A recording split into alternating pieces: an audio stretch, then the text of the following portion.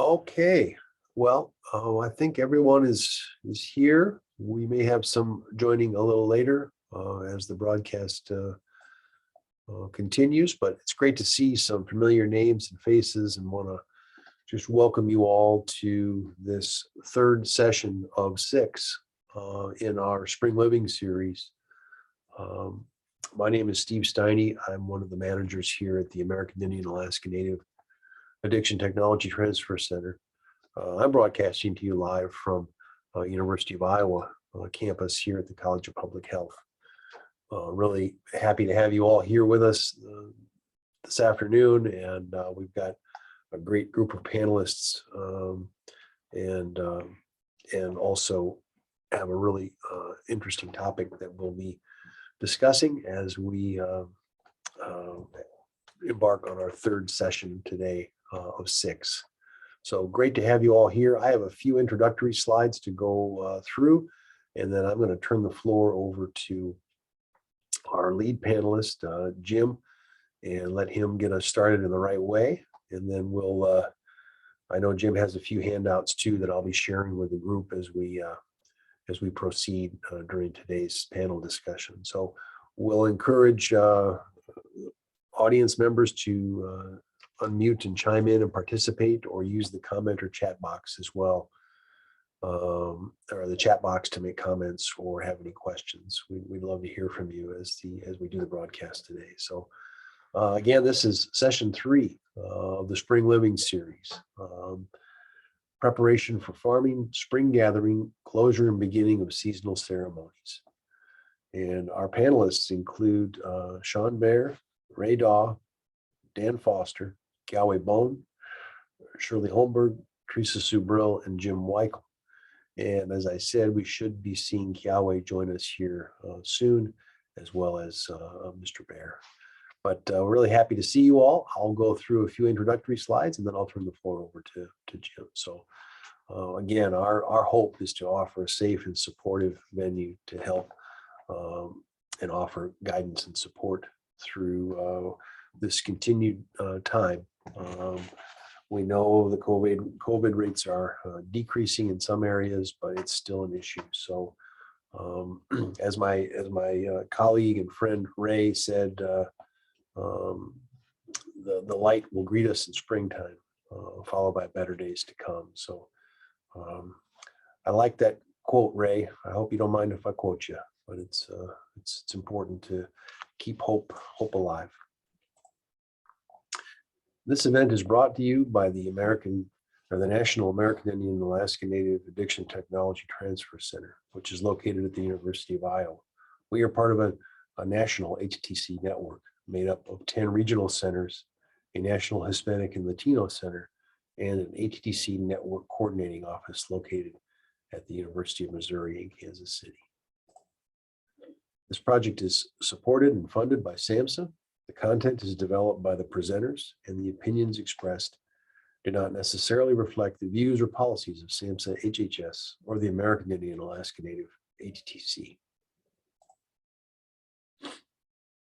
Following today's event, we will send out a follow-up email, which will include links to the presentation today, if applicable, and a recording of this session, if applicable, and information about how to request and receive CEUs. And there'll also be a link to a short survey. This survey is important to our center. You're not obligated to complete it, but we would really appreciate your feedback. And you can skip any questions you would like, and none of your responses can be linked to you personally in any way.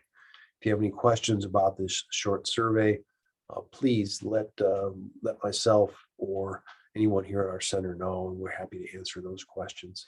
I do have Parker on the call today. He's a colleague of mine from the center. He'll be monitoring the chat and assisting anyone with any technical difficulties they may be having. We'll try and get that figured out if you're having trouble with audio or video. But I will post that link in the chat box later towards the end of the broadcast today.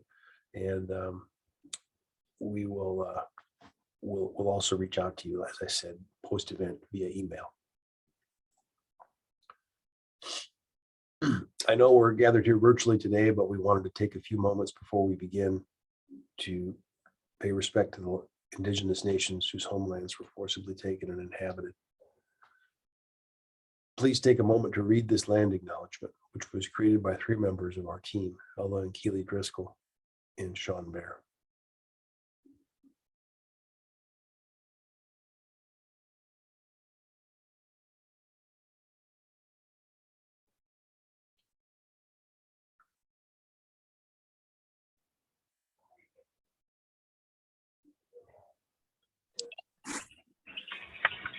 Is that my cue, Steve? Not just yet, Jim. Okay, sorry. Thank you. And again, today's panelists, Dan Foster, Shirley Holmberg, Ray Daw, Jim Weichel, Sean Bear, Teresa Subrill, and Kiawe Bone. Again, I'll remind everyone that you are currently muted. You can use the chat box feature to make any comments or have any questions. And if we have opportunities, we'll ask you to unmute and perhaps make comments directly with the panelists as we move forward through the session today to have a discussion. So with that, I'm going to pull those slides down and yes, Jim, that now is your cue. I'm going to turn the floor over to my colleague and friend, Mr. Jim Weichel. Thank you. Okay, Yahweh Scano, Swagwego, Anona Goha Isnik Yazo, Otione Neva Gashauti, got Gahono, Ganawege, New Coincidate, greetings everybody. I introduced myself in Kuga language that we speak. Told you my name, which is Hanona Gaha Is, and Kuga, that means his mind is made up. My clan, which is Wolf from my mother's side, we're matrilineal people. And I introduced myself as being from the Cayuga Nation because that's the language that we speak, but I am an enrolled citizen of the Seneca Cayuga Nation of Oklahoma. I am native on my mother's side and European descent from my father's side. I like to say I'm a mix of the old and the new on this land. And currently, speaking of land, I am here in Salem, Oregon, on the stolen and occupied lands of the Kalapua people, who are part of the Confederated Tribes of the Grand Ronde. I'm a peer support specialist with the Confederated Tribes of Grand Ronde and their Great Circle opioid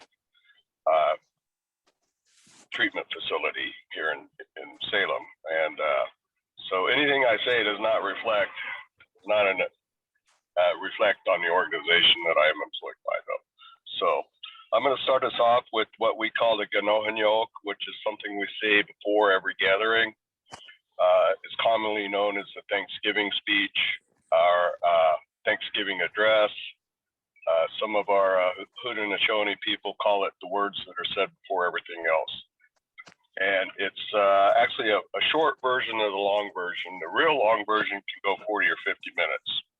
And if it's a gathering where there's going to be eating going on, pretty soon people are going, man, I wish that guy would hurry up.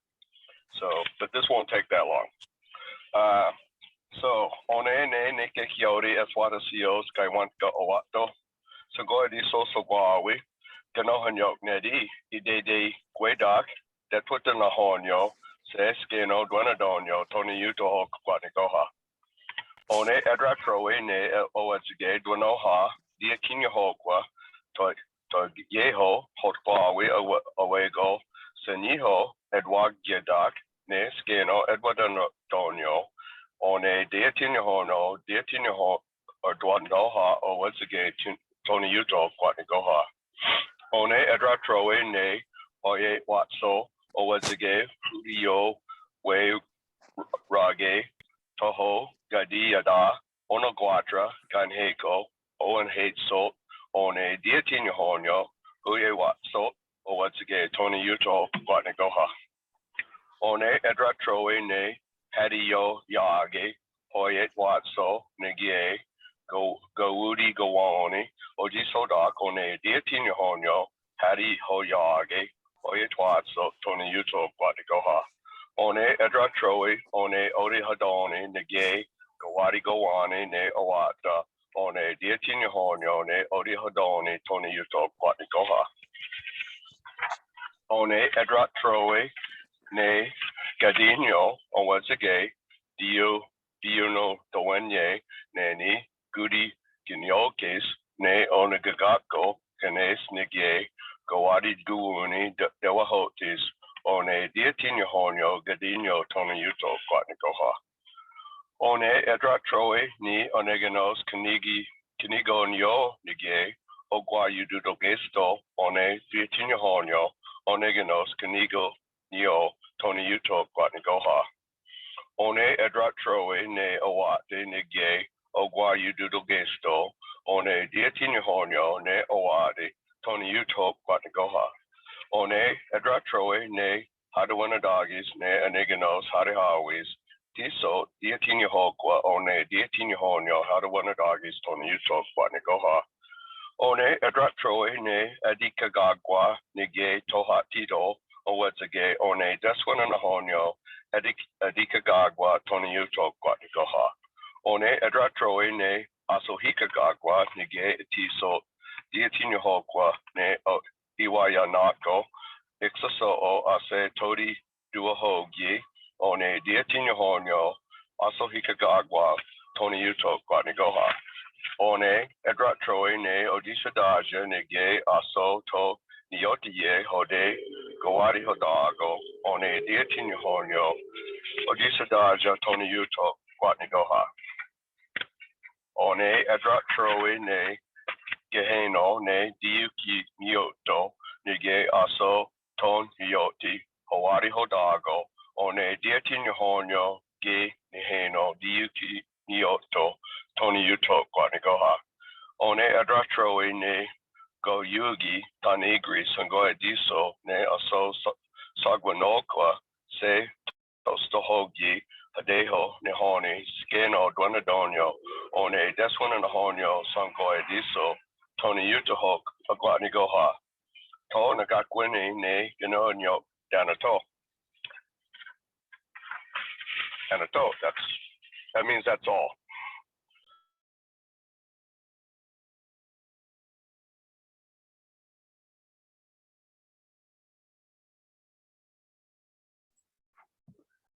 Thank you, Jim.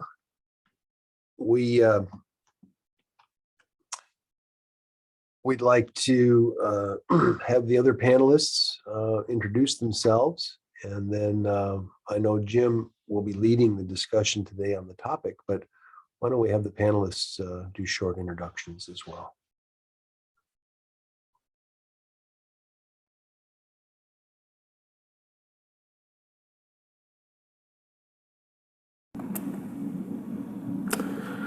Sure, God, I get off when you said you go to the window.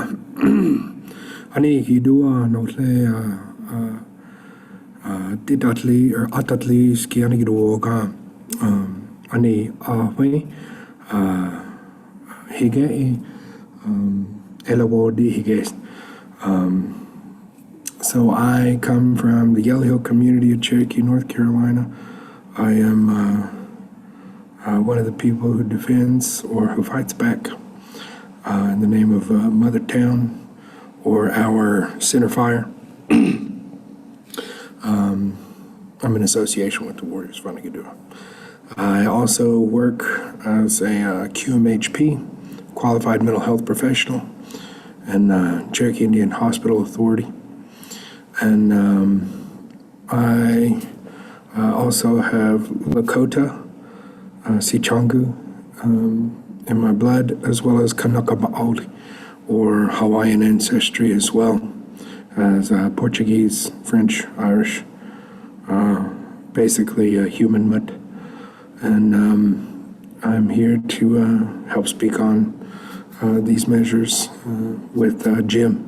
He's always very gracious, and I really like his prayers.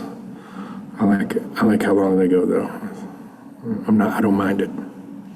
So thank you.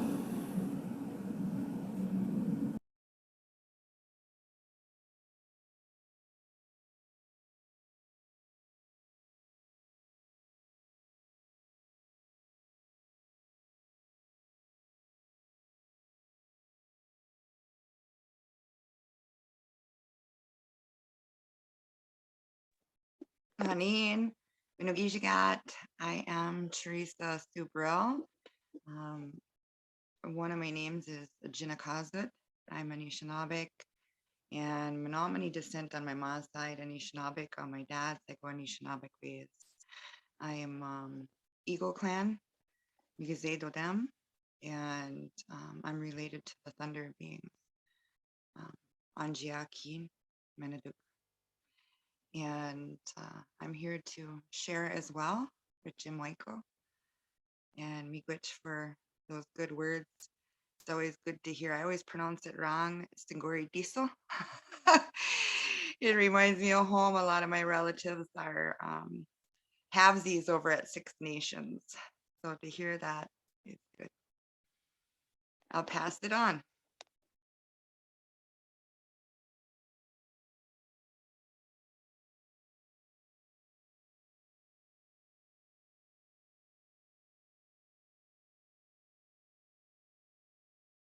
Hello, my name is Shirley Holmberg, Shirley May Holmberg. I'm 3,000 years old. I just turned 70 years old. I'm Tony Zagaltsithna. I come from the Middle People and up here commonly known as Athabascan people. That's not who we really are. That name was given to us by an explorer going through Canada. So I live here in Fairbanks, Alaska. I'm a culture bearer. Currently, I pretty much do whatever I want. I used to work in behavioral health for many years, in treatment, have facilitated countless wellness workshops and traveled to many of our villages here in Alaska in the interior. I'm part of this group of people. We do the Rural Providers Conference here in Alaska. So I've traveled to quite a few of the larger communities in Alaska, around Alaska. And I pretty much nowadays do what I'd like and do what I think is right. I am a master artist. I have a master's in rural development. It's kind of great to know that as you age, you can, pick and choose what you think is important, and always looking ahead and always looking at my people here and just globally what's going on. I love to travel, so pretty soon I'll be traveling somewhere. Before the end of April, I have to go somewhere. Thank you, Anabasi, for listening to me, and I hope to hear others speak. I notice I don't know how many people on this Zoom, but I hope to hear some of you speak, not just us panelists. Anyway, have a great and wonderful day too. Here in Fairbanks, it's 10:22 a.m. and it is about 11 degrees and windy. Anyway, have a great time on the Zoom and have a great day. Thank you.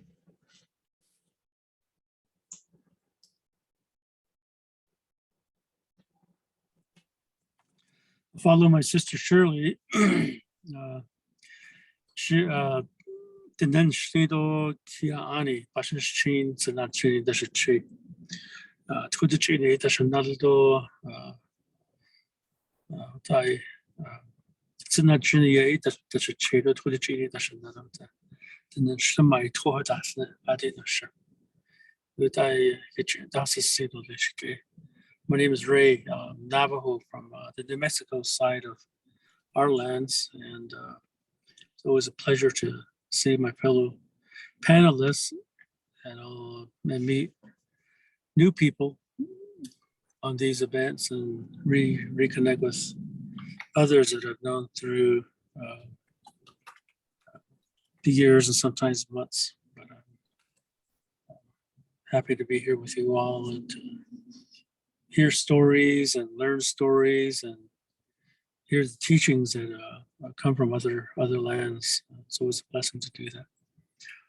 Yeah, thank you.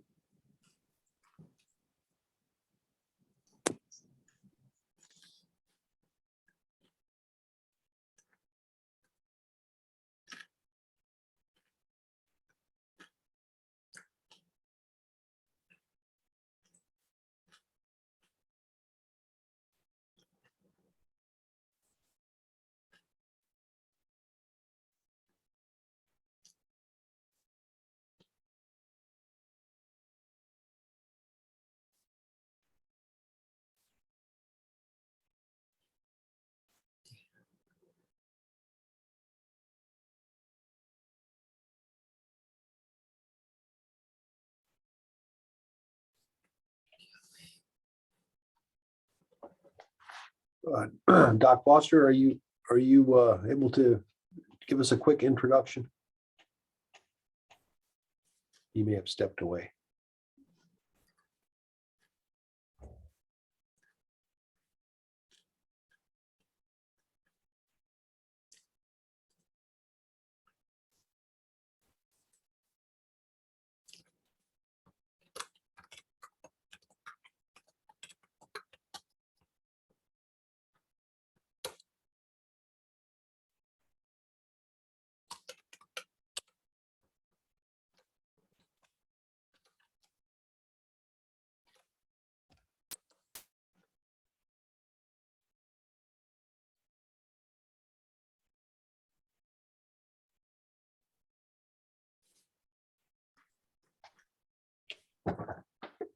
Good afternoon, Doc Foster. Would you care to introduce yourself to the group?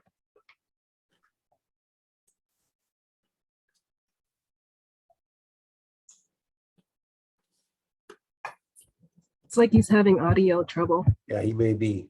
I wonder if he looks like he might be.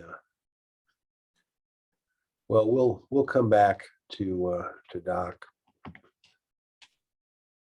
if he's able to get his audio up.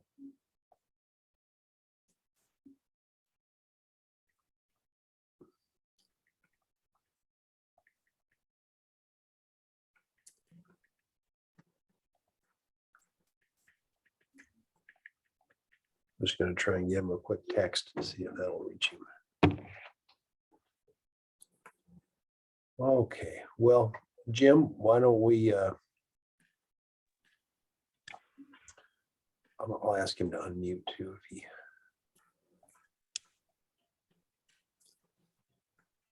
Doc Foster, can you hear us? Okay. Just didn't know if you wanted to introduce yourself to the group. Okay. Well, Jim, I'll go ahead.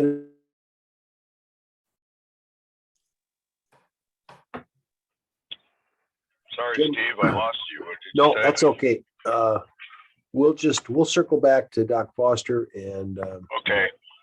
Anytime he wants to jump in, yeah. That's great. Yeah. So, could you share the first slide or the first handout? It's the one with the just a little sheet with the what the 13 ceremonies are. Yes. Let's see if I can do this without breaking anything. That's the one. Yep. So back to this page here. Let me get it to the single page, Jim. okay. Well, I had it and then it went away. Let me try that again, Jim. All right. I'm just going to try that one more time. I had this up and now it's wants to run away from me. Okay. Let's see if I can do that.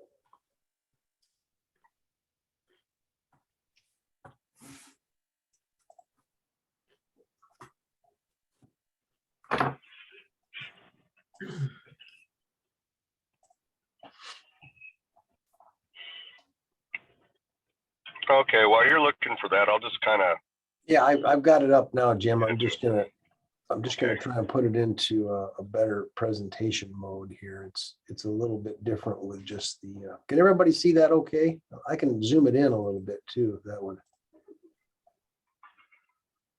Everybody able to see the Haudenosaunee have 13 ceremonies? It's just your computer No. screen. The bearded man from the east, Steve. Oh, that you guys are seeing the bearded man. All right, Yeah. well let's get that fixed. You see, I told you if I had a chance, I'd break this. Here we go. Now I think I got it. How about that? Is that better? Yes. Okay. Is it Friday yet, or I don't know. Maybe. Oh wait, I think it is. Okay, I've zoomed this in a little bit. Can everybody see that? Okay.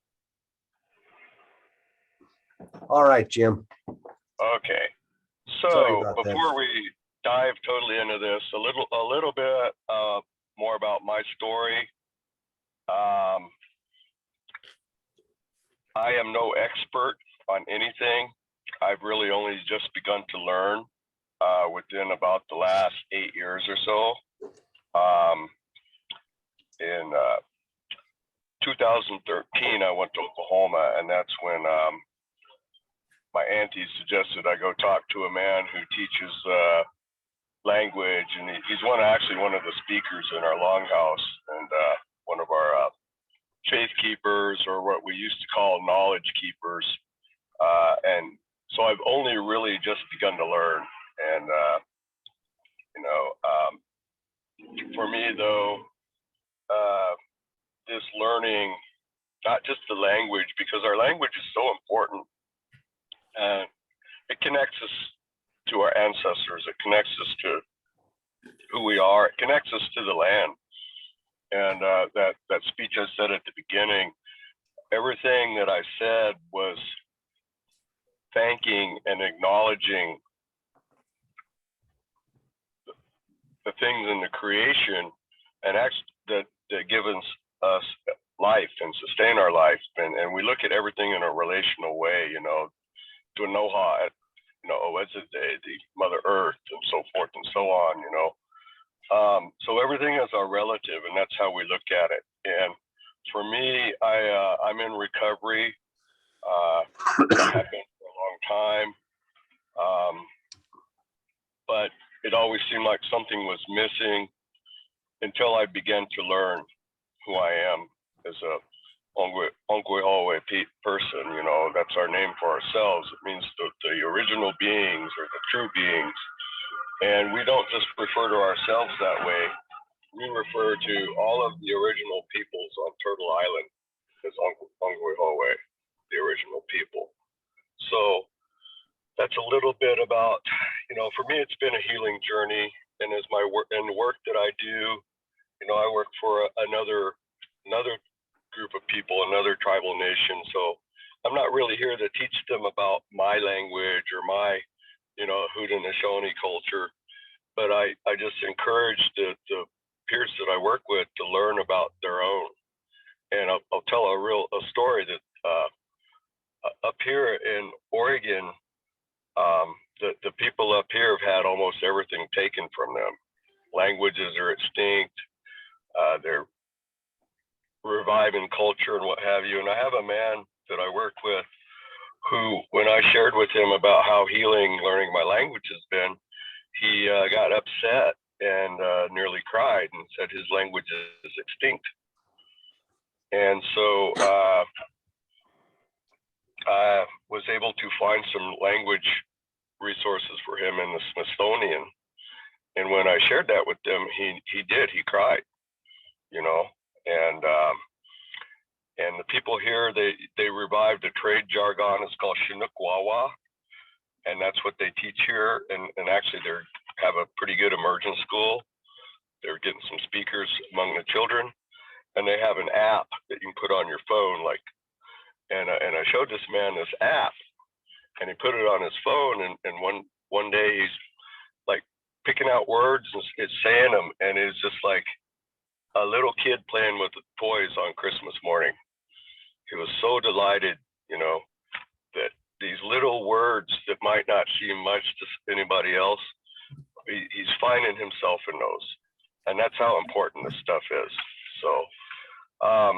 With that being said, you know, this talking about 13 ceremonies, and we follow a 13-month lunar calendar, and our ceremonies generally follow the seasonal changes, or when things plant, or when it's time to harvest together, and they're not even really ceremonies. You know, they are really gatherings to celebrate and to give thanks. And you know, words like ceremony and things like that were something that were not known to us pre-contact. We have no word for religion. You know, we just say Ongwehowe Naha, which means our way of being, you know, our life ways. And our life ways are to live, you know, in tune and harmony with the natural flow of time, you know. I call it Indian time, you know, but and so all of these things like ceremony and, you know, Longhouse at the time was not a place of religious gatherings. It was a place to gather and give thanks. You know, today we call our ceremonial people faith keepers, but we did not have systems of faith. We had systems of knowledge, and we had beliefs, but we had systems of knowledge. And so pre-missionary times, we called these people knowledge keepers, you know. And so, but the whole idea is to, when we follow this calendar and put through these ceremonies, it ensures, you know, the longevity and the health and the prosperity of the people, you know. And each of these includes an opening and closing prayer. And it's what I said at the beginning is not really a prayer. It is truly a speech. Our way of looking at things, prayer, is a little bit different. I think the closest we could come to praying is when we burn tobacco, you know, before the ceremony. And, you know, but we'll have and then there are certain songs and dances that are done at every ceremony, and I can't sing them, I can't share them because they can't be shared outside of Longhouse. So you'll just see how the calendar goes, you know. Our new year actually begins sometime in January or early February. We call it the midwinters. And that's when the Pleiades, the seven dancers as we call them, reach a certain point in the southern sky, and we know it's time for midwinters. And, you know, in that speech that I said, I acknowledged the Odisadaja, our most distant cousins, the stars, because we believe we came from a place in the hole in the sky where those Pleiades are. And that's pretty common among many nations, you know, if you listen to indigenous star knowledge. And see, that's not faith, and that's not superstition, and that's not belief. That's just inherently knowing that we're composed of star stuff. And next is the maple, which really is kind of the beginning of spring, when we tap and harvest gather the maple sap. And that's really our first medicine of the year. And the welcoming of the thunders. And this is where we get into spring, you know. The springtime things that we do are about preparing and we'll have the thunders. The sun ceremony is coming up, and this is a northern calendar too, by the way. So in Oklahoma, we do things a little earlier. So they're getting ready to have the sun ceremony, and that's a day-long ceremony. And it's interesting how they know when it's time to have it. The faith keepers or the knowledge keepers will keep an eye on the dogwood trees.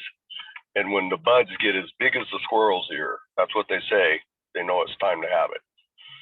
So then we have, the seed ceremonies, which they've already started to plant in Oklahoma. Here where I'm at, it will probably be into the first week of May before I plant anything. It was nearly 80 degrees yesterday, and we may have snow on Sunday. So it's not quite time to plant here yet. And then the actual planting, very important thing for us is the strawberry in spring. And once again, when the little wild strawberries get ripe, they'll be harvested and gathered, and they'll make medicine juice out of them. And then one thing we haven't done, and I want to go into this real quick. In Oklahoma, our history is a little bit unique. My people, my ancestors originally went west from what was the original Six Nations territory in what's now New York to the Ohio Valley and settled. And we went there to get away from colonization. Somewhere around in the 1750s is when we went to Ohio. And we were like a mix of every one of the Six Nations. And then in Ohio, some Shawnee and Lenape, Delaware joined us, and later on even some Wyandot. And so in 1831, I think it was, the Indian Removal Act was signed by Andrew Jackson, and we were forcibly removed from Ohio to Indian Territory. And we somehow managed to preserve a lot of these things, but some of them got lost. We don't do midwinters in Oklahoma. We don't do the bean ceremony. And later on, I'll show you a calendar. There's supposed to be two green corns, little green corn and big green corn. We just have big green corn in August. And so we don't do end of seasons or harvest or thunder. And it's just because of the way we've had to live in Indian Territory. But I've been told that by the people that come down from the north to visit us, that the ways that we're doing are they're very old. They're older than what they're even doing on Six Nations and in New York, because we left before the influence of Scanatio, or Handsome Lake. And a lot of people follow Handsome Lake. We don't follow him in Oklahoma, but we're not influenced by those teachings down there. So this calendar follows, the 13-month, 364-day, 28-day lunar calendar, which is actually much more accurate and much more natural than the squares and boxes we put on our walls, And we, in our stories, creation story, this was established by Sky Woman, who, when she fell from the sky and was set down on the ganyate, or the turtle's back, she had some seeds with her that she had brought from the sky world. And, otter or muskrat had brought up some mud from the bottom of the water, and that was on the turtle's back. And so she began to shuffle her feet around to spread that earth around to plant those seeds. It was our corn, beans, and squash, our three sisters. And so to this day, we do something called as Ganye. It's called the women shuffle dance. And the women will shuffle their feet like that while the men sing with horn rattles and a water drum to commemorate sky woman shuffling her feet, so we could have these plants and these medicines. And I saw you shared the turtle, Steve. And once again, I'm no expert. The other day I was asked what kind of turtle this was, and I'll be honest, I really couldn't tell you, but we came to the conclusion that it's a stylized box turtle shell, and it's been stylized a little bit. And if Sean was here, he could explain it better than I can. But and this is from this is not in Cayuga language. This is Mohawk language, but we follow pretty much the same calendar, you know, as because the Mohawk are, you know, Haudenosaunee too, and we share these ways with them. And all right, and now I think I'll just open it up for sharing comments. You'll see a ceremonial calendar down here, and before we go, I will say that once again we don't do some of this in Oklahoma. You know, like the medicine mask, we call the Hadui, or you may know, more commonly known as the False Faith Society. We have people in Oklahoma that belong to the Medicine Mask Society, but Hadui hasn't been done there in a long time. You know, like I said, we haven't done midwinters in a long time, and that was originally due to a long time ago. Midwinters, they would do the white dog, and the white dog was an actual dog, a white dog that was picked and was treated well throughout the year and fed well, even got to eat with the family.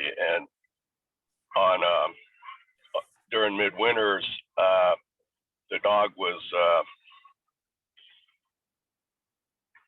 killed in a humane way, and then the ashes was burned and the ashes were stirred. So I guess in Oklahoma, the missionaries didn't like that, and they put a stop to that. I heard a story one time that the missionaries would come around trying to get us to stop doing some of this stuff, and one of them, I'll just say it didn't go well for them. But even now, they don't even do the white dog in the north anymore. It's more symbolic, and some other things we don't do. You know, like I said, we just do the one green corn, which is in August, and it's actually a combination of green corn itself, and then we do the peach pick game, and then we do the fall sun ceremony, which is not shown on here, but it is more like the one in the spring is to welcome the sun back. In the fall, it's to say, I hope you please come back next spring. So basically, but we kept pretty much most of the rest of it. So with that, I'm just gonna, like I said, be quiet. I'm a little froggy, getting over a bad cold anyway. So I'll be quiet, open it up for comments, questions. Any of the other panelists wanna share something. And once again, you know, we're all from different nations. You know, Shirley's up in the north, and the ceremonial calendar I shared with you are more of our northern people. But you know, culture is, at least the way I look at it, a living, breathing, evolving thing. And I know that people at times, myself, I've gotten very dogmatic, but I don't think that, you know, beyond making sure that we maintain certain protocols,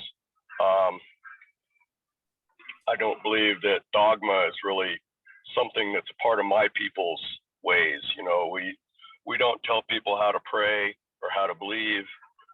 We highly value individual liberty when it comes to those matters. You know, we certainly don't tell people how to think. You know, we have in our great binding piece, Gatnigohiyol, which is the good mind. And I've heard one of our elders say, a good mind is not one that is told how to think. So we don't do that. We don't believe in that. Some people will try it, and usually usually they're met with some resistance. So I'll just say that. And I'm not here to try to tell anybody how to think or believe or pray or what have you. You know, we have to consider all these things, the influence of the missionaries and all these things over the years, you know. So culture is a living and breathing thing. It's not static, it's evolving. And with that, I'll be quiet.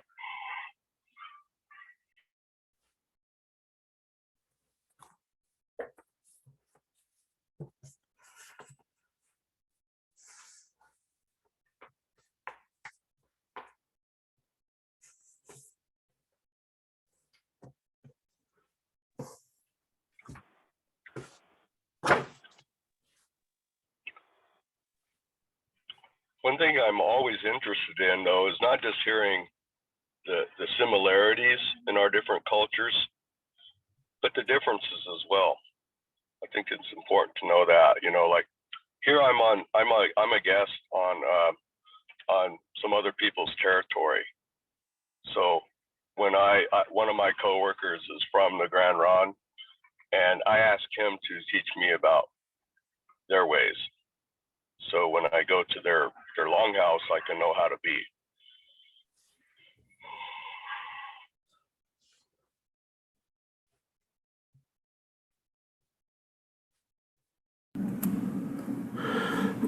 I have a question for you, Jim, if that's okay. Because I'm EBCI, or Eastern Band of Cherokee Indians here in North Carolina. And we have a green corn, and ours is just one that I know of.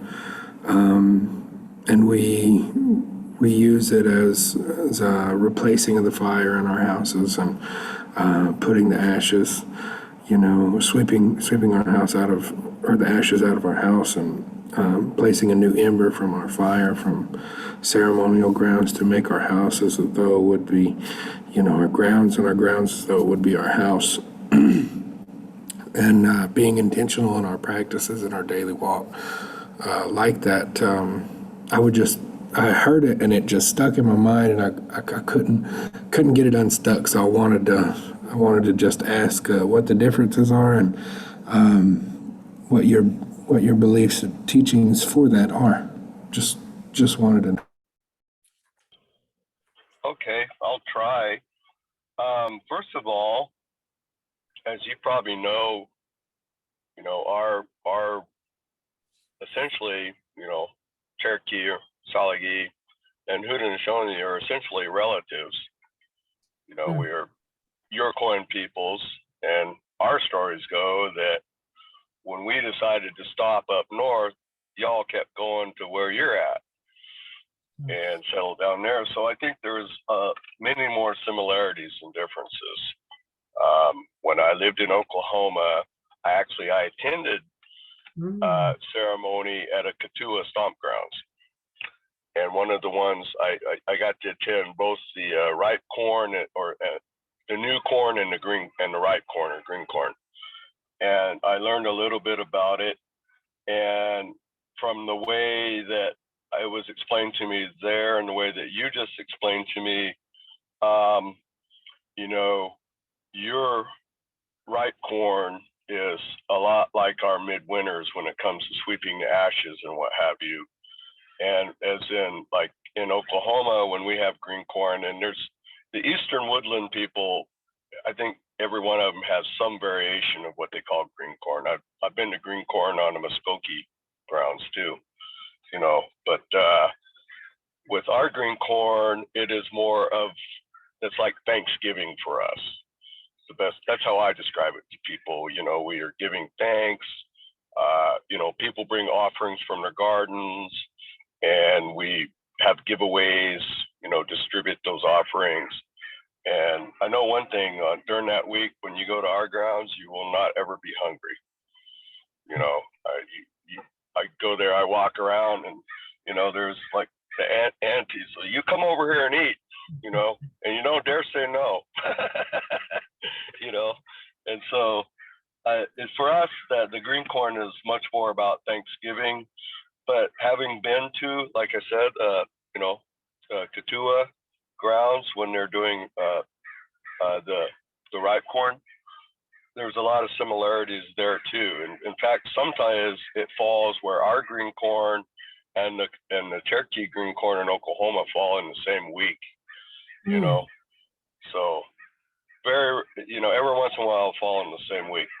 So, but I think there's a lot more similarities than there are differences there. I learned a lot from a friend of mine who is one of the speakers on that grounds, you know, and so, yeah, you know, once again, you know, differences but similarities, and I think that's the coolest part about learning from each other is you know, whenever there's no such thing as Native American culture. We each have our own cultures, you know, with similarities but many differences too, you know. So I hope that made sense.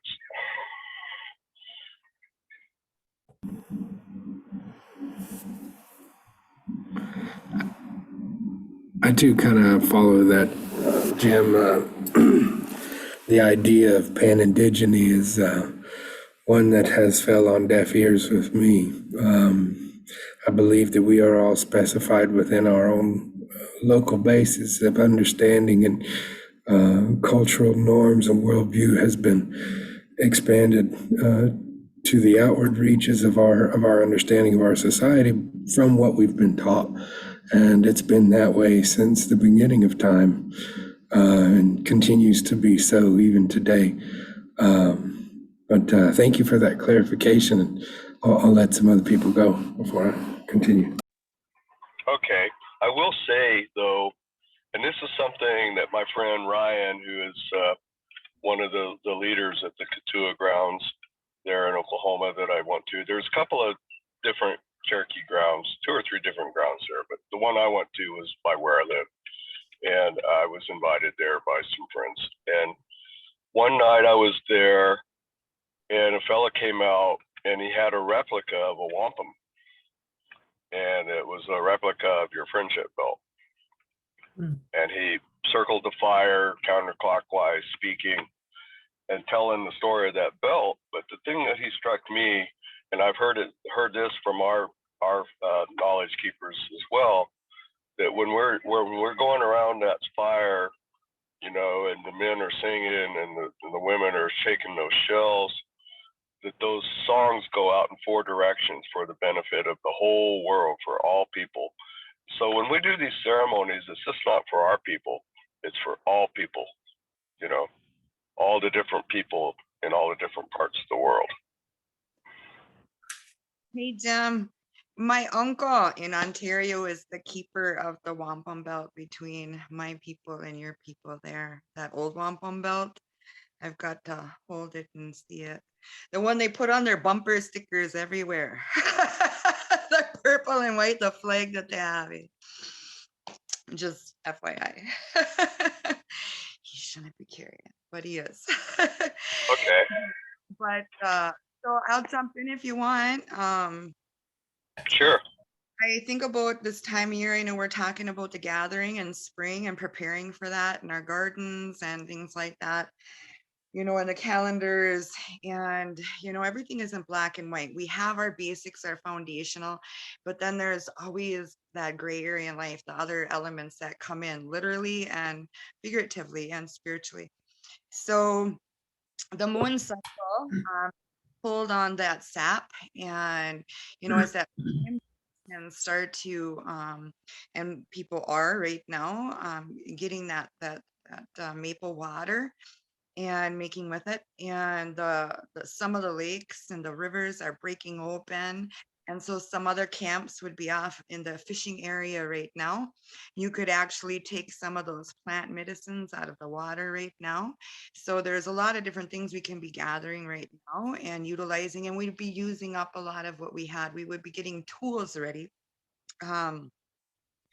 for what's coming. But then just because the moon cycle says this is a good time and grandmother moon is waking up other beings and stirring them and pulling on them right now, doesn't mean that the earth is ready. And as we're having this snow, this polar vortex going on. And so it would be a kind of that snowshoe breaking time right now. If we were all thinking we could get things going like that. So it's something I'm working on right now. This is made out of the cattails from last fall harvest, and it's a plant medicine carrier, because when you put your plants, like sometimes you just take the leaves, sometimes you just take the roots, sometimes you just take the flower, the bud, and sometimes you can take the whole plant, and if you put it in a bag, it crunches. And you might waste some leaves or waste, some root or, things like that. So I've been working on this one to carry, and so you use what some people would see as waste part of the cattail, and you split and split and split it until you make it into a cord. And as you get older, oh, you feel it. So it's a good young person's project to make that cord. But I did the whole process and made the cord and everything. Because we were supposed to do this together as a people, but there isn't an excuse. You find a way. So you make a way and you make that time, and you'll get those benefits of being with that medicine, being with that plant, being with that spirit.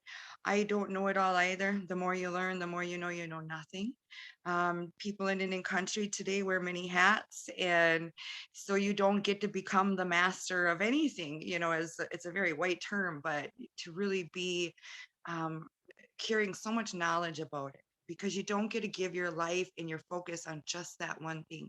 As seventh generation, we're trying to bring it all back, right? And we're trying to make up for how many people who aren't stepping up or stepped off in the wrong direction with it. So we're carrying how much. So we each get a taste, a bit of it all, but as much as it's a downfall, it's also a perk. And if you think about it neurologically, how many portions of your brain are you opening up, which is also very important then, and opens your thinking. And so, what did Doc Foster say here about the plant? Yes, the moisture will not leave the plant properly if too enclosed. Yes, and so yeah, I have to dry them out. I can show you what's left of it. I've made do. And so this one, the green, is the cattail, and I use down at the bottom here, the base down here. And so I lay them out. I take care of them when I gathered them and separate them and lay them all out on the floor and leave them to dry. If I owned my home, I would be able to lay them out outside dry properly and lay them flat. And then I cycle them as they're drying. And then I keep them there. Now, as I work with this, my cousin's wife over in Six Nations, Sue had told me, she goes, add some oil to it. So because of her, I've been adding oil to my hands as I work with it. And oh my gosh, did it ever turn out good. Cattail actually floats. So when you make the baskets with it or mats and you're out in the water, it floats. And so that basket will float. So as you're gathering it, you could just put it, you have your basket floating around you. So it is already, but this will now waterproof it and keep it longer so it don't crumble.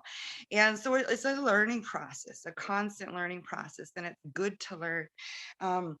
So this time of year, as I said, I'm related to the thunder beings.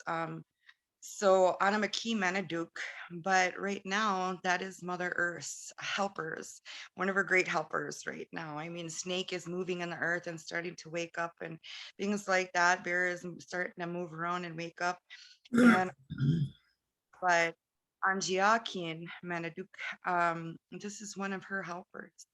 And as these thunder beings will help to stir and wake. So we're all servants, whether you're a great being or a human being, we're all servants and we all have roles and jobs to do. And so the more you learn, the more you know you have jobs to do, the more of a servant you are. So it's more humbling to caretake. And so we will go to spirit, whether Moon says it is time to do this, we look around and we see, I don't know if you can see, but all of the snow right now would say, maybe we can't move camp. And so we then look around and we say to Father Sky, and we go to all these spirit beings and we ask, is it time? Is it time yet? And then we go to each other in our councils and we learn from each other. We pray with each other, as people call it, but it's just talking to spirit, listening to spirit, and about our movement and when we can start this or that, or hunt this or that, or trap this or that, and things like that, or take this or that medicine. Sometimes they'll say, do not take that one this year. And maybe it's because it's not going to do well this year and it needs to be. Or maybe it's because they know that a different sickness is going to come. And so you need to be filling yourself with this other here. So we always were guided by spirit to take best care of us. We never acted like we knew it all. We knew enough to seek the answers and seek the help and come together. And if you can't do it where you can find the help, you got to learn to trust in spirit and yourself. And start learning and finding it. I'm still seeking Cattail's creation story. I'm dying to know Cattail's creation story. I know white water lilies and so many others, but not enough. The more you do know, the more you are filled with question as you're out there, which is hard. If your heart is so in there and you want to know, and our elders are gone, like the prophecy said, and now we are the elders. But at the same time, it brings that eyes of child of wonder. If you ever seen a child, they are not about self. They are not about ego. They are not about identity put on them. Their eyes are just filled with taking in and the wonder and processing truth or not truth, good or not bad, danger or not danger. And these are the eyes our elders used to maintain until 100-some years old. And that is what we have to get back. So there's these downsides that we go through as seventh generation in this spring, this new life and new beginning, and all of this. I don't know my ways, or I can't find a good elder. But then there is, as I was just shared, there's an upside to it too. And so to find that upside and try to hold tight to it, because that also is truth. And nobody can take that truth away. It's only you that can let it go. So I will pass on for somebody else to share. Before you do, I do have to comment. I'm always like blown away to see exactly how much material you're processing at point in times. And I'm like, what? I am a scrapper. I will just try to not waste a gosh darn thing. But at the same time, you have a vision in your mind of what you think you're gonna make. And I'm working on down here. And it is not what I envisioned, and some pine needle ones too. And so, but it's because it's living beings and you're working with it. It's allowing you to work with it. If you ever worked with any of our indigenous crafts, you know, even trapping is a tool. It's our craft, right? It's either going to let you work with you or it's going to fight you or kick your butt, right? So it teaches you, and you get to learn to go with the flow, but it turns out in such a way that it feels good to not have control, to have a generalized vision, knowing, okay, I'm going to make this, but this is what it ends up being. And it's gifts within gifts within gifts. It really is, isn't it?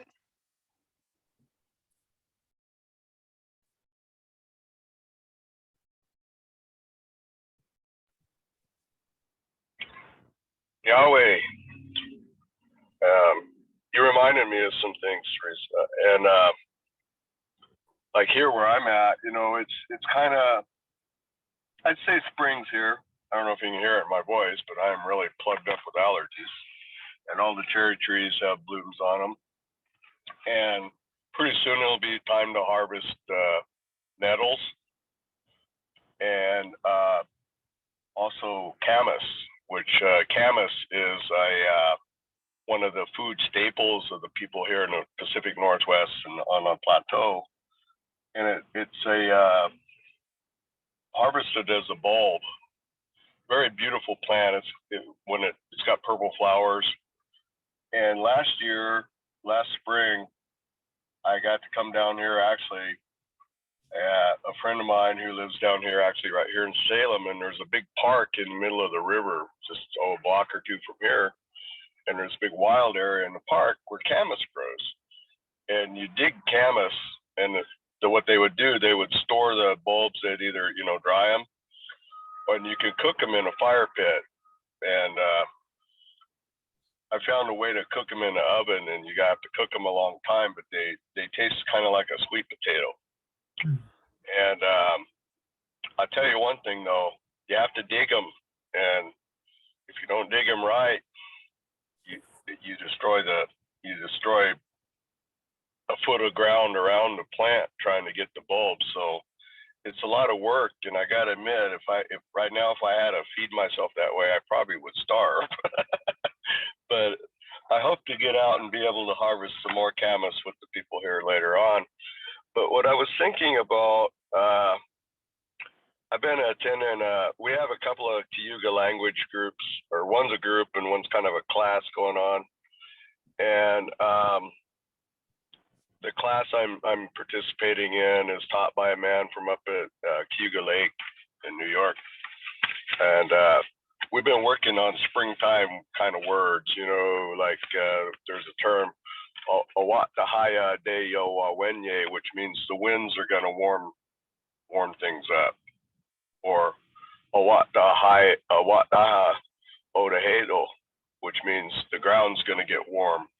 But more than anything, it talks about, you know, when we work, and it says, you know, how we work together. And so once again, things like, you know, planting and harvesting are not always a solitary endeavor. They're meant to be done in community. And returning to these ways, one of the things that a lot of people crave that I talk to, when, especially on the reservations where, you know, our ways have been fractured, longing for community. And when I got my name in the Longhouse, I was told that I now have a responsibility to the community to carry these ways on, the language and the ways. And I don't know, I just love getting together with people and learning. That's something else that was mentioned. We have a word, I can't quite remember it, but it means we will make our mind strong. And when we get together and have these conversations like this, it does. It just, it quickens my mind. It makes me think, and I learn. And so I want to thank everybody for teaching me as well.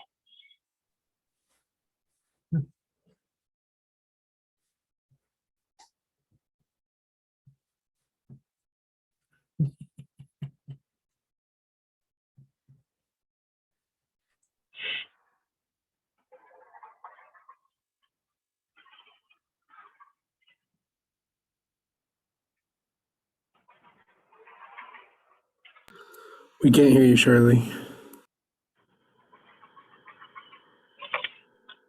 I thought I would. Can you hear me now? Hello? Yes. Okay.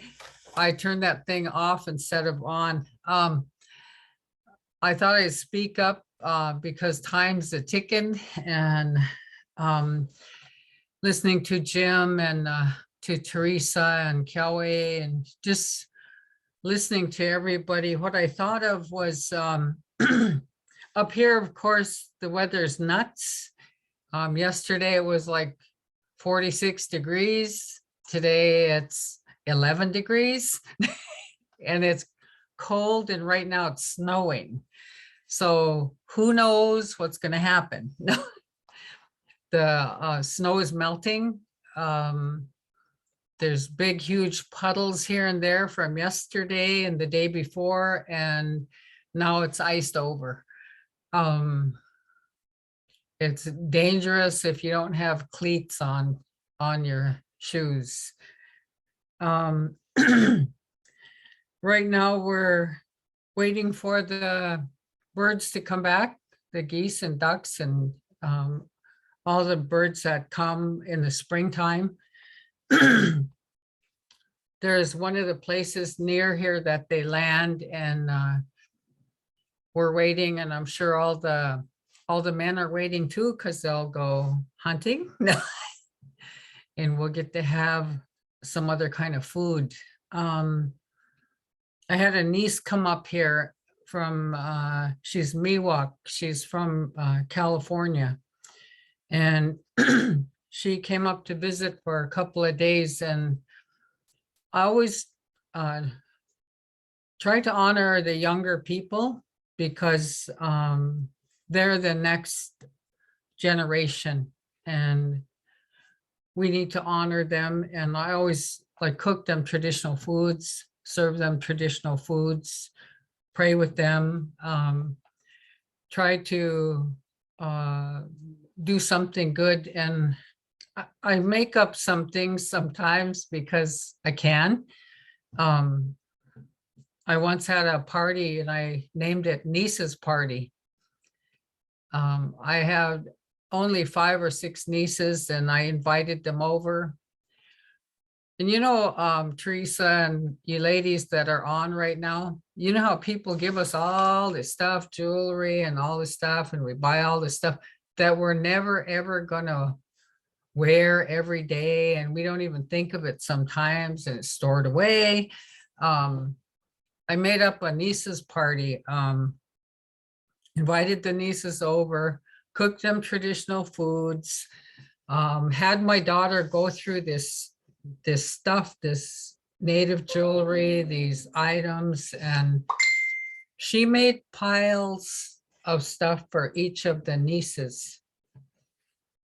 And after we ate, we prayed and we ate, and then I brought out these piles and my daughter presented them to each of her girl cousins.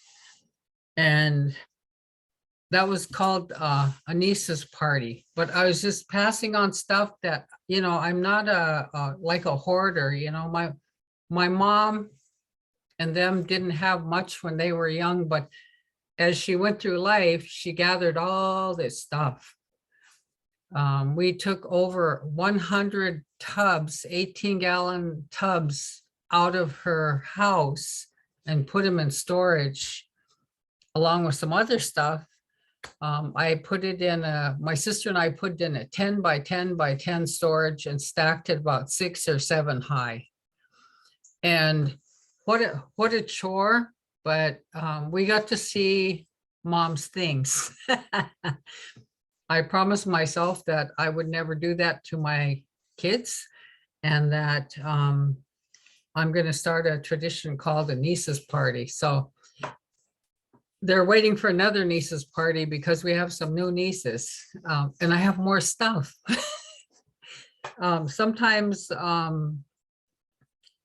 you know, what I thought of when Jim was talking was, you know, something that's always been a constant in my life since I was little.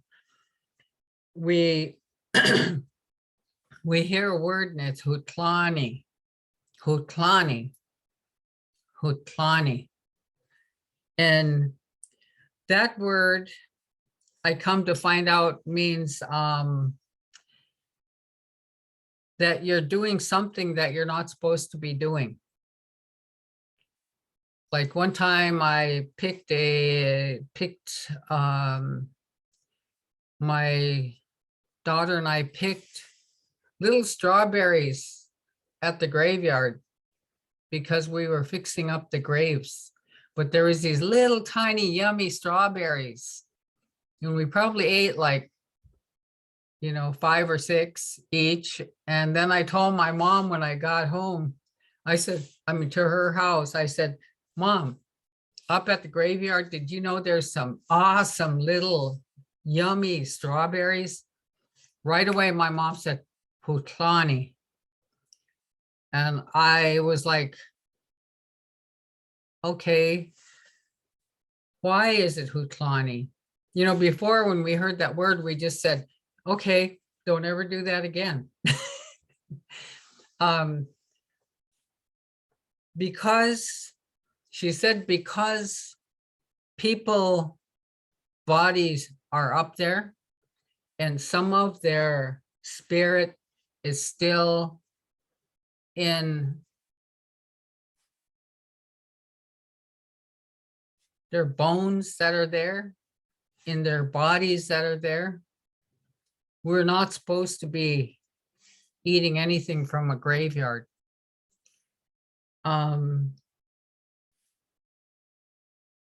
In my life, that's been a constant, like part of my culture. When people pass away, they tell us not to stand over their coffin and cry. You know, all of us are sad, right? When people pass, so we're crying around, you know, and they make us get away from the coffin.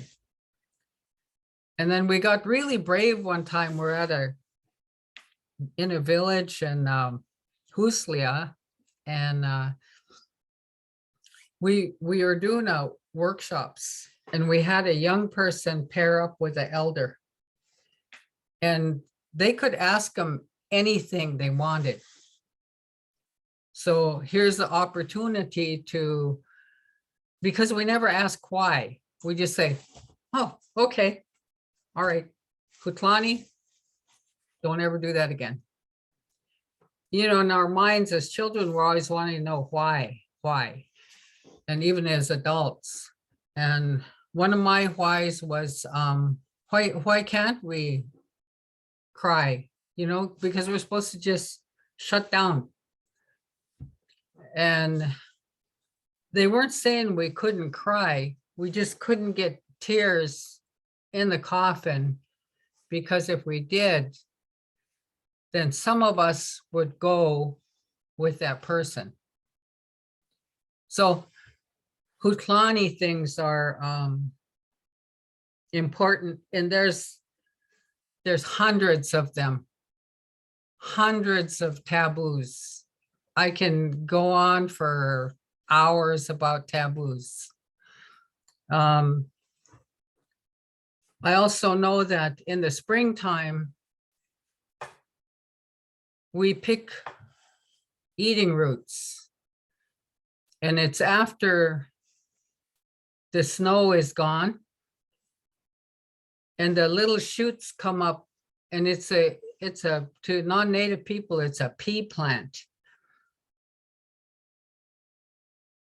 In the springtime, you'll see the little green coming up out of the ground. And then you dig up the root, and they're eating roots. They're in our language, I believe they're tsof, but they're like a potato, right? They're roots, but some of them are fat, some are skinny, but we pick those after the snow is gone and it's still cold out and those shoots are coming up. And the same root is the same one that that big brown furry guy eats. He digs the same thing, and some people call it bear root. We eat it plain, or I like mine with butter. I like to saute mine in butter. I like to eat it plain too.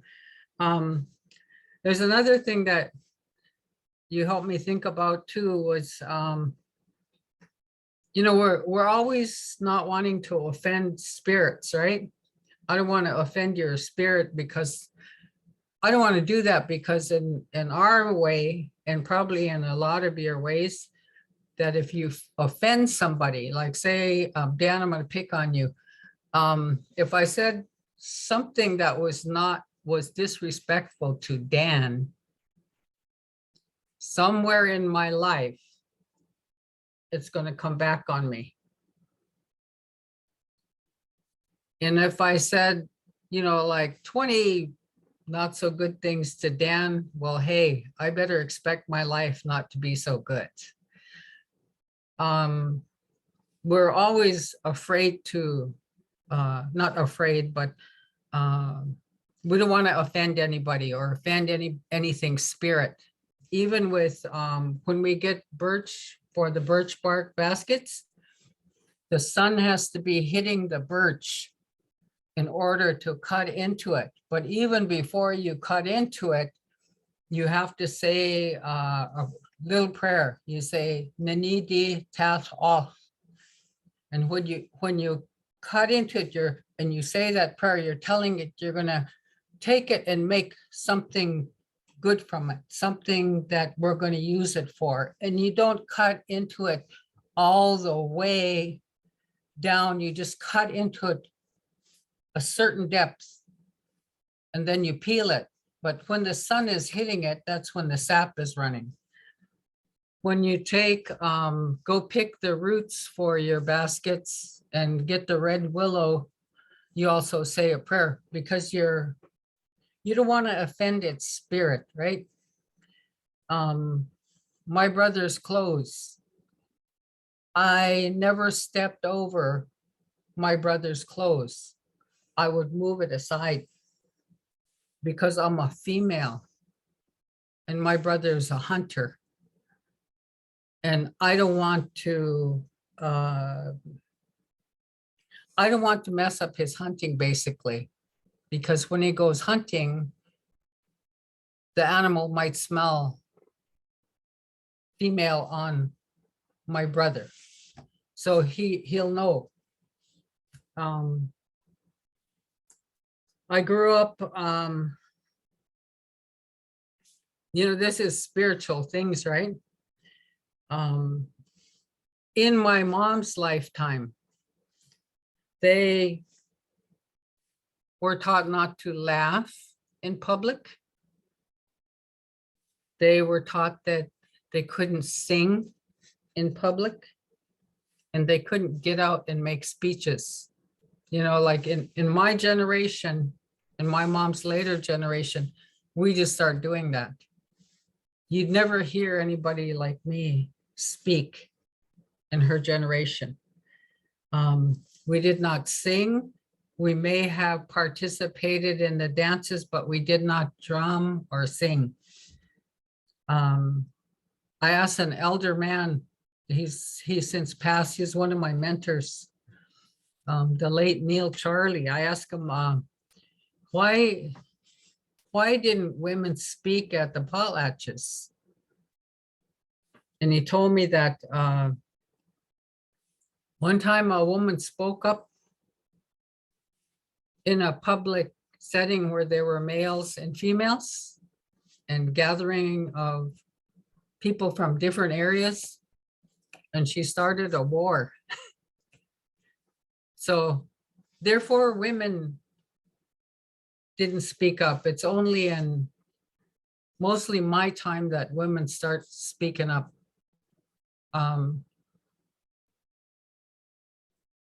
I used to think my mother was really quiet, didn't pass things on. But most of it is because of this, not supposed to speak up. But today's a different age, different generation, and you see we have a lot of young people that will speak up, male and female. But anyway, I could talk forever. And I just want to say, Anabasi, thank you very much for listening to me. And I hope I didn't offend anyone. Anabasi.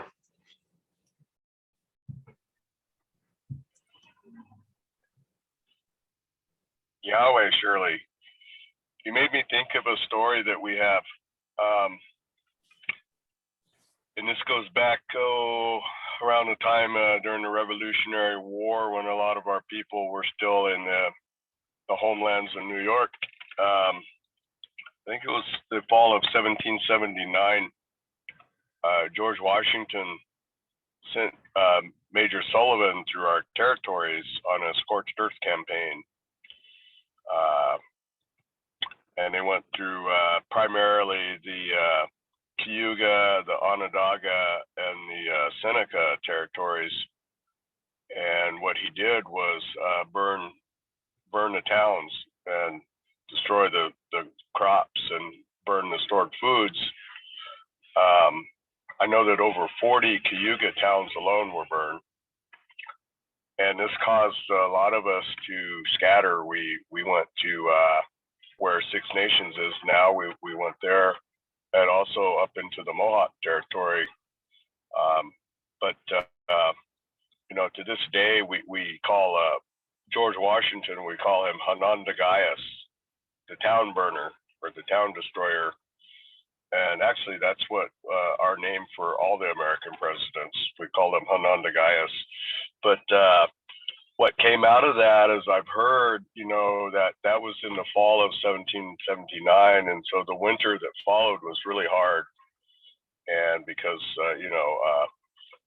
a lot of our people died from starvation and exposure. And the aftermath of that was some towns had lost so many men that there weren't enough men to fill the role of the men in the ceremonies. And, men named babies, men primarily stand up and speak in the longhouse, men, sing the Stoa Goa and things like that. And the women had to step up and fill those roles. And I heard that even during World War II on the Cattaraugus in New York on the Seneca territory, that so many men were off fighting that the women had to step in and fill the role of the man in the longhouse. So I just want to say that in our societies, women have always been able to speak up and fill those roles when needed. And I like how kind of the feminist movements hijacked some of our views and called our women early feminists when actually they were not. But we had no need for feminism or women's rights or equality because we didn't even have a word for equality. We didn't need one. We inherently knew that everything is already equal. And it was only since, the coming of, of colonialism and colonization and the influx of patriarchy that we've had to make a word for equality. So you just reminded me of that when you were talking about some of these ways that I just always want to acknowledge our women who, in many ways, they are the ones that carry on the knowledge and pass it on. And, in addition, giving life, giving life and bringing life and sustaining life. So I just wanted to speak on that. And if you don't mind, Jim, I'm going to pick up on that too. I come from a matriarchal society as well. I was raised by a single mother, and I too have a strong belief in that kind of stuff because of what was taught for us was that we didn't go to war unless the war woman said so. The eventuality of being kept or not being kept depended on if your lady thought that you were useful. And if you weren't, then your things were put out. And there was no, baby honey, take me back. It was, you did not do the things that you needed to do to stay of use. So you need to be on your own and find a use for yourself.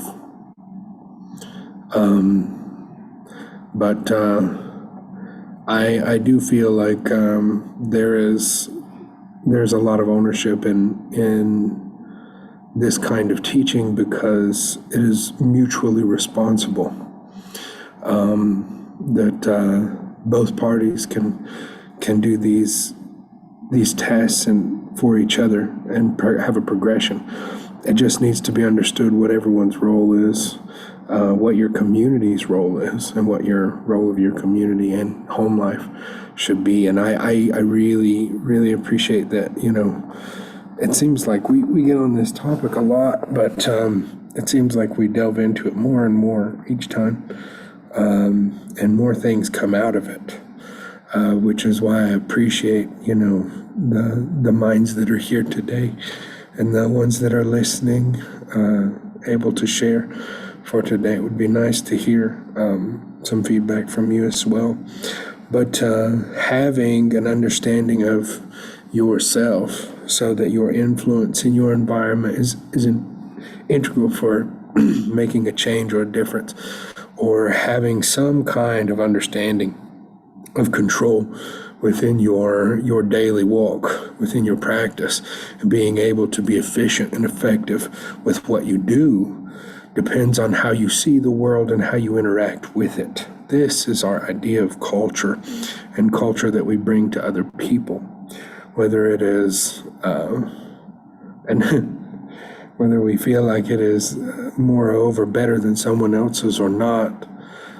Being able to check our view and learn from other cultures what we can, and being impactful for what we have, is an important measure for all of us, because it is what helps us or allows us to accommodate our views with others and to work towards a progression of some kind, whether that be making more resources or understanding your resources so that you can use them better or proper. I feel like inventory, self-inventory, and self-awareness of what your worldview is vastly important to have, and I appreciate both of you for touching on those subjects, and I don't really have anything more important to say. I really do appreciate you guys for sharing that and giving us space to talk about it. I appreciate it. Thank you, guys. Thank you.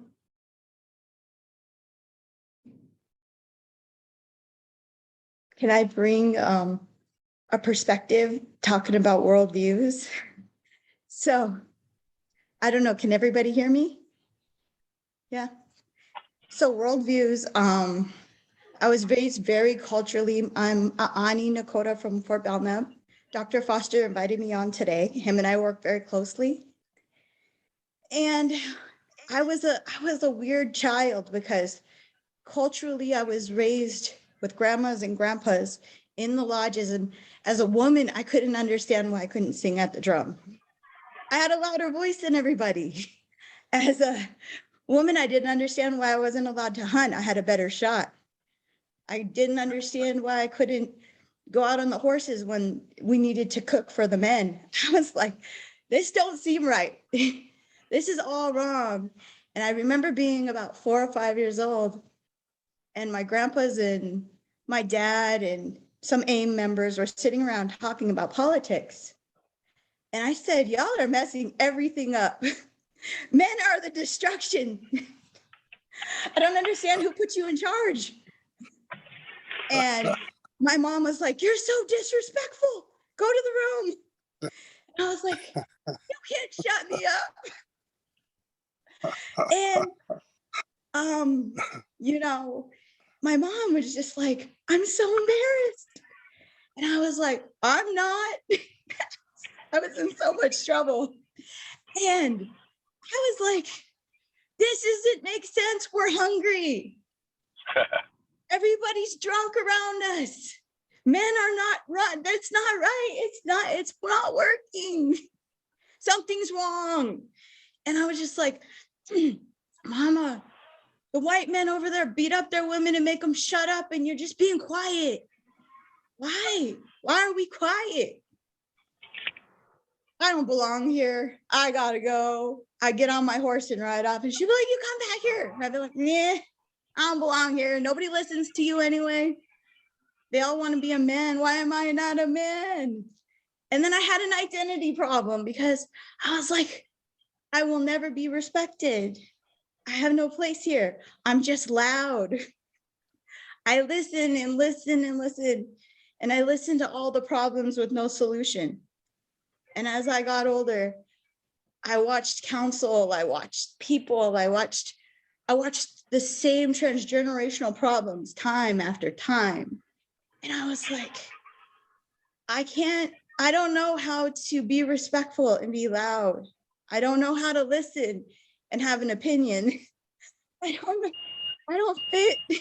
I don't know where I fit, And then my grandma, she was just like, well, if you shut up for 5 minutes and listen, And I was like, she's like, just shut down your head and stop trying to have a solution and just listen. And I was like, I don't know how to listen. Believe it or not, I became a therapist. I didn't know I can't listen right here because I have all the answers, but I have no answers.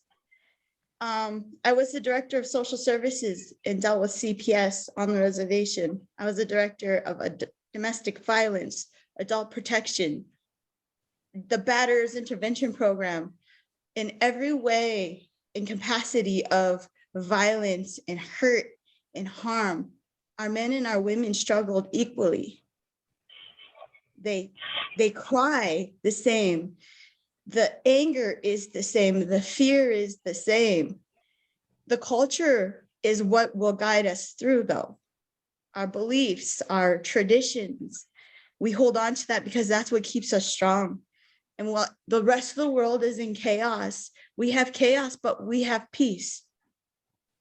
And I was finally like, I heard that before. I don't know who I heard that from. I don't know what Sweat Lodge was at. I was probably listening, but I was still trying to find answers, you know? And as a person coming in, and this is in a humble way, I appreciate everybody's story. And I'm just coming from this perspective of that feminist. But the masculine and femininity have a balance, because without it, who are we? What role do we really play? Is being in the kitchen just as equally as important as hunting? Because I was like, hunt. But I know how to tan a hide, you know? If my dad wasn't there to be able to do these things, I could go do them. But you know what? Those deer are really heavy. It just definitely wasn't built the same. And so with that, you know, I say from all of my relations, I was taught to listen when I wouldn't listen. I was disrespectful when all I meant was respect. All I was wanting to understand is, how do I find respect in a world of men who didn't respect women, who beat them in front of me, who constantly called them out of their name, who took on another culture and brought it into our culture, who used our culture to say we as men are the center of this, when that was never the teaching.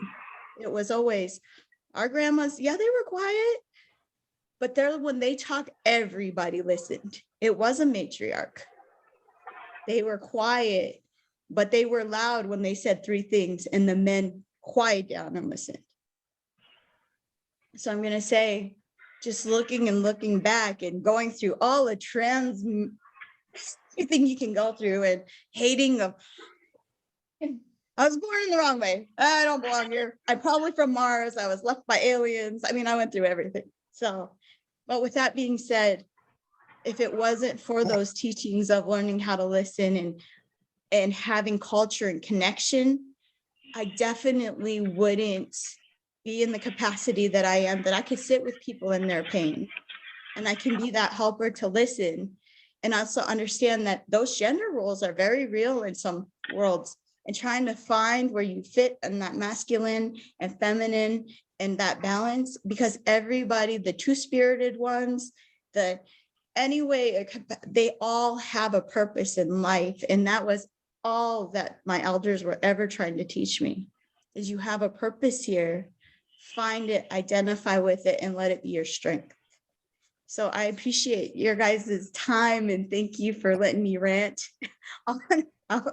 about my, imbalance, but our culture and our connection makes us strong. We have survived 200 plus years of, genocide, homicide, ethnocide, all the sides you can begin to explain, and we're coming back strong. Our language, it's coming back.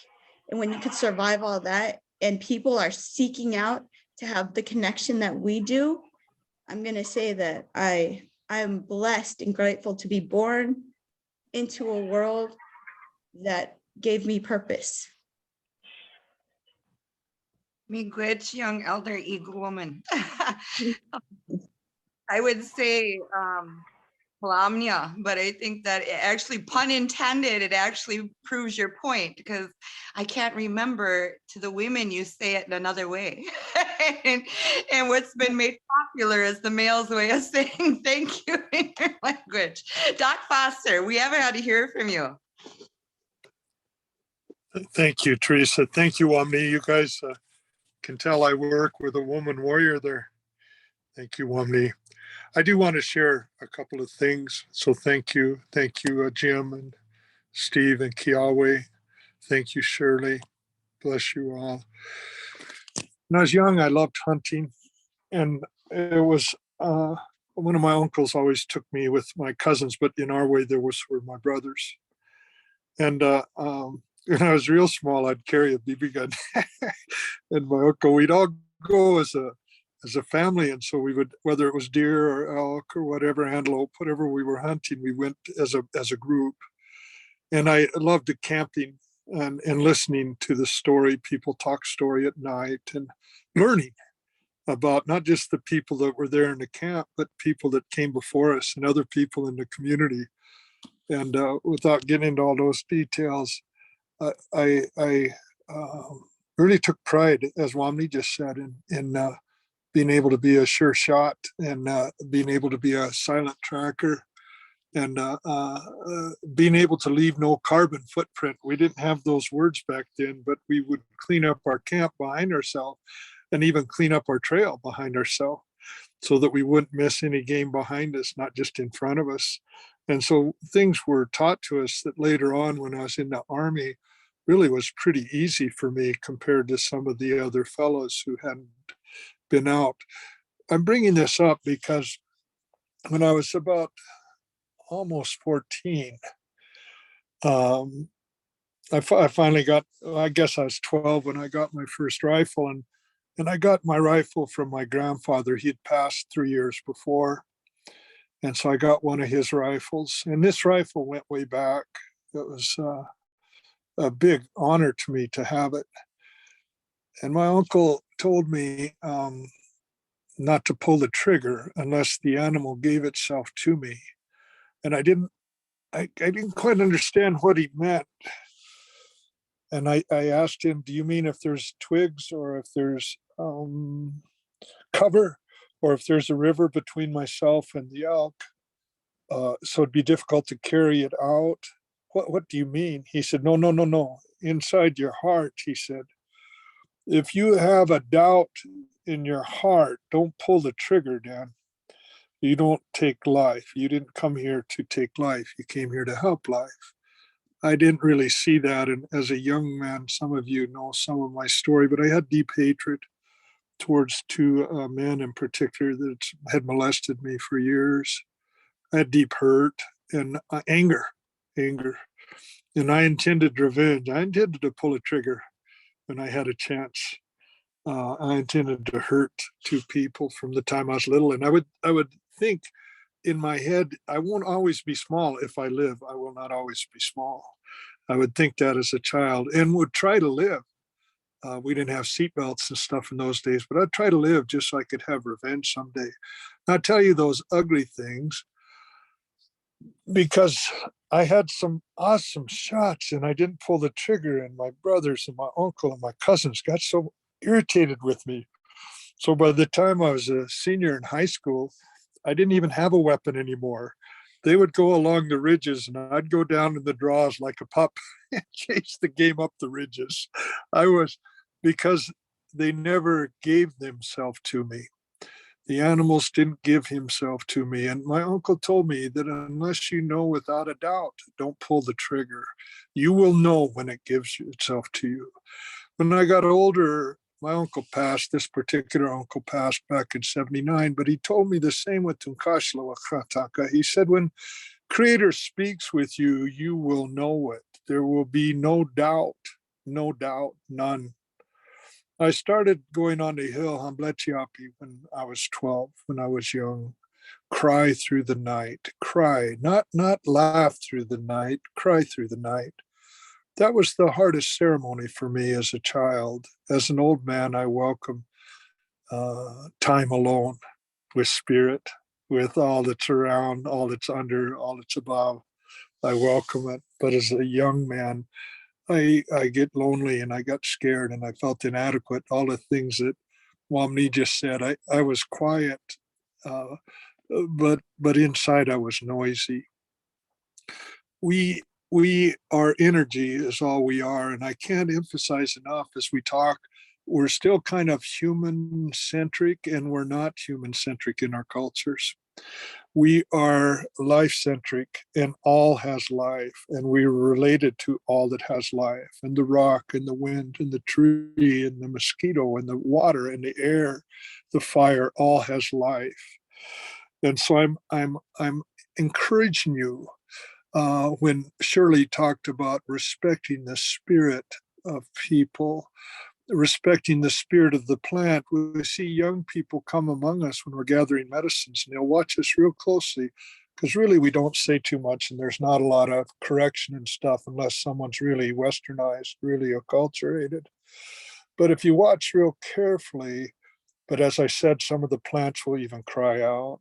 As we peel bark, we use the middle layer, for example, of the red willow bark for chimchasha for some of our ceremonies, because we had a hard time growing tobacco this far north. I won't get into all the details. And I found that some people try to, what's it called when they take from us? They try to imitate our ceremonies and imitate our language and imitate our ways. And they'll look at a book and correct us in the middle of ceremony. How odd. And so I encourage you to listen to what Teresa keeps mentioning about spirit. Listen to spirit. If something gives itself to you, then feel free to take it. But if it doesn't, don't. You don't have the right. If you have a doubt, that's your human mind. Human mind and imagination are marvelous gifts. Don't ever minimize the gift of mind and imagination. What a wonderful gift. But don't confuse that with spirit. When spirit talks to us, we know without a doubt. It speaks to us with clarity. It speaks to us with the certainty. It speaks to us with dachuakaskaskan, with energy. We feel that energy, that peace that Wamni just spoke of when we're on our right GPS. So those are the words that I wanted to share: is pay attention to the earth, pay attention to the plant, pay attention to the fish, the flora, the fauna, all that's around and among us, and realize that this earth is not human centric. We are just a part of it, just a part, and all is related and integrated. But of all the species, I was told that only the two-leggeds don't know their instructions. And so that's why we go to prayer on a frequent basis, to get our instructions. And all the rest of creation knows their instructions intuitively, but the two-legged doesn't. And yet we can affect the outcome and the destiny of all other forms of life, both within and about us. Thank you for letting me share.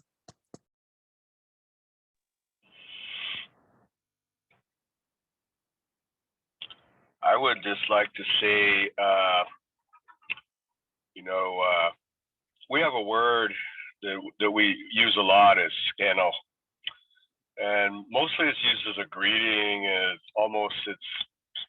used almost like a hi, how you doing? But really what it means is peace and balance and well-being. And,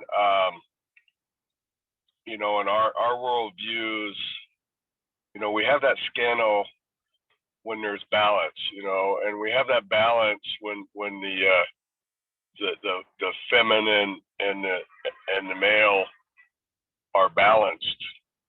And I think Kawawi mentioned matriarchy. A lot of people think matriarchy means when women take over, but what it really means is when there's balance, And for example, we men know that,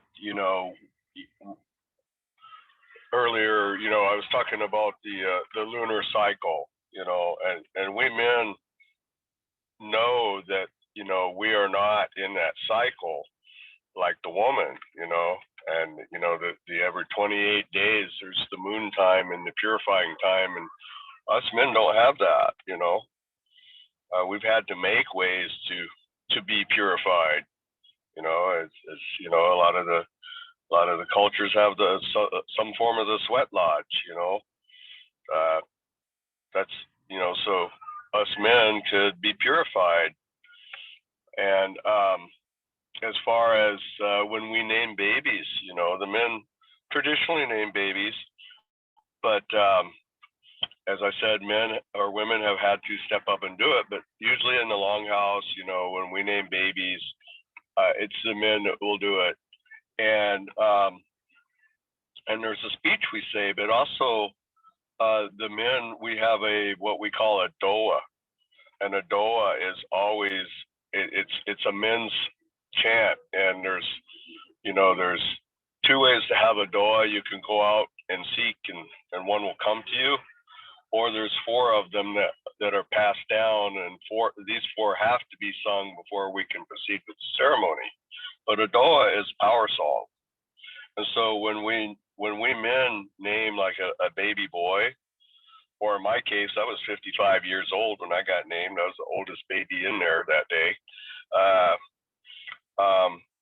The man that's doing the naming will take us around the fire and around the offerings and sing his adoa, you know, because that's for that power for that baby boy. But when we name a woman or a baby girl, we don't sing adoa because they already have power, you know. So that's one thing that was, when I was taught about naming babies, that was just kind of really hammered. That's what, do not ever sing adoa when you name a baby girl, you know, you don't need to. So I just wanted to bring that up, but more importantly, I just wanted to say, Nyawagoa, Swagwego, big, huge thank you to everybody that shared and helped me learn and teach and make my mind stronger. And we have that word scano, and so I just want to leave everybody with what we say, scanagoa, which means a great peace. So Yahweh.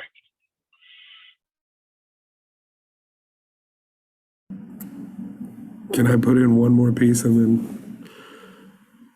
Okay. So as I was expressing about worldview and male and female masculinity and matriarchal and matrilineal designs, and what Jim just said, it did remind me, maybe I didn't say the piece, but women make payment on their own. That we don't do that, so we have to make these different ways of making payment and cleansing and purifying ourselves because we don't have the ability to do so. We are ineffective as doing that for ourselves. We must seek it out and do it. Find a way to make our intentional practice worth our existence. We don't bring, life from other worlds. We don't create the inhabitants of the world that women do. We are not those kind of creators. So having, that acknowledgement from men and being able to say that, and knowing that there's one side that creates and then there is one side that destructs, and not seeing his destruction as bad, but it is just a different form and a different way of impact, and being able to understand your impact and use it properly is very, very important. And so everyone needs to make payment. They just do it within their biology.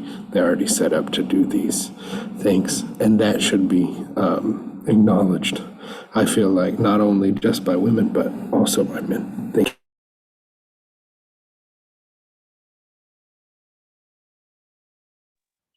So gays, that means absolutely true. We're approaching the top of the hour. I wanted to see if perhaps Ray or maybe Doc Foster would take us out with a closing blessing. In the few Can I minutes. add one more thing real Oh, quick? please, Doug, Steve? yes. I just want to let you guys know that we're doing a water heating ceremony on the 16th. We're actually going to Klamath Falls, so hopefully we won't be in the news, but we're going to do a ceremony on the waters. We don't know what the healing of bad waters is, because none of us have really done a ceremony. If anybody has anything that they could share with me about healing the waters, because we never really had a ceremony to heal the bad waters.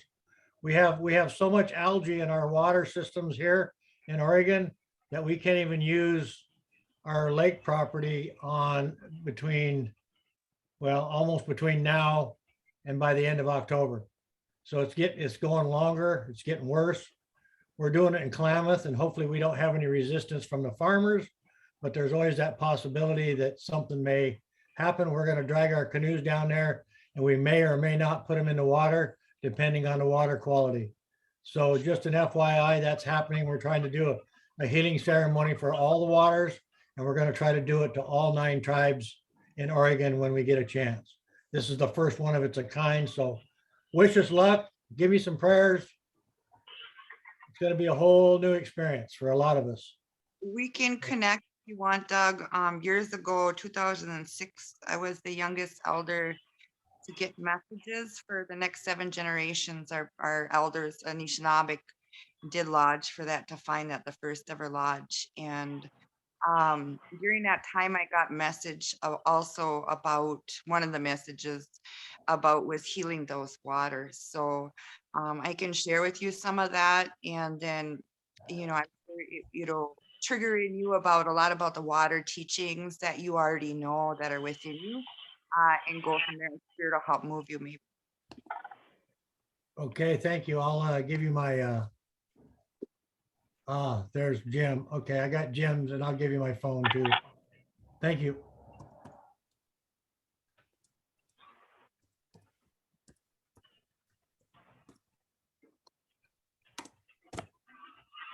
Hey, Doug, this is Barbara Ann in Maine, Wabanaki Nation. And we had to do the same for the Penobscot River. And so that was in the news, and it was very meaningful. So the Wabanaki Nation connection is just something else to look up. If you contact me, I will share you that information. Okay, thank you. Do I see your information up there? Oh, Steve. Sorry, I didn't hear you. Did you put your information on the? I put chat? my information on the chat. Yeah. Thank you. Okay. Thank you, everybody, for everything. Awesome. I love these, Steve, so don't ever quit doing them, okay? Thank you. Doug, thanks so much for your patronage and continued support. I appreciate it, brother. I really do. Let's wrap things up in the right way. I would ask for a closing song or prayer from Doc Foster if he's up for it, or from Ray if he feels he could do something. Ray, you on? I'm here, Doc. I'm listening quietly and respecting all the stories that are being offered. Always enjoy your songs, so go ahead and go for it, brother. Thank you, brother.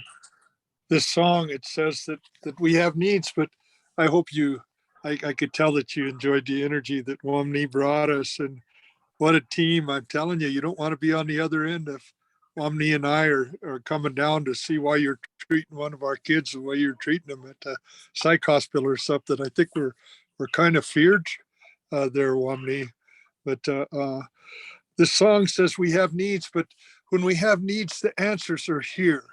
And the answers aren't something that we do to the water, or we do to the plant or to the client. It's something we do with.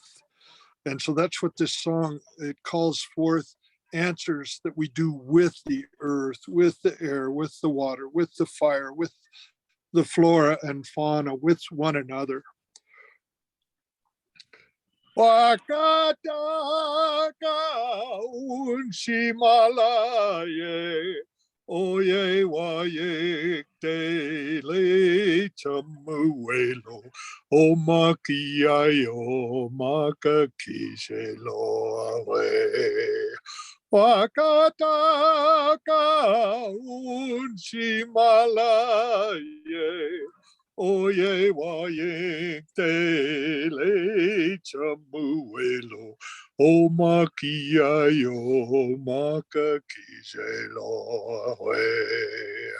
Wakataka unshimalaye, oye waye tele chamuelo, o makiayo makakishelo awe. Wakataka unshimalaye, oye waye tele chamuelo, o makiayo makakishelo awe. Wano agnikte chante washte ya unshne doksa kiksuya hewa ote. Thank you, relatives. Walk in a way that blesses, in a way that brings love, joy, and peace. Yo, Yahweh, Doc. Once again, it's gonna go up. Thank you, Jim. Anavasi. Kaya helege. God. Miigwech pamapi.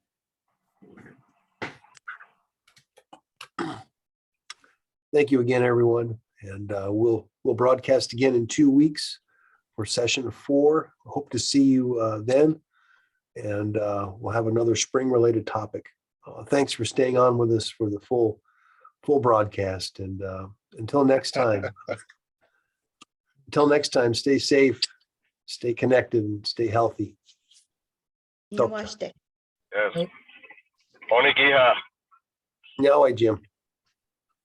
Miigwech. Minawak Wabaman.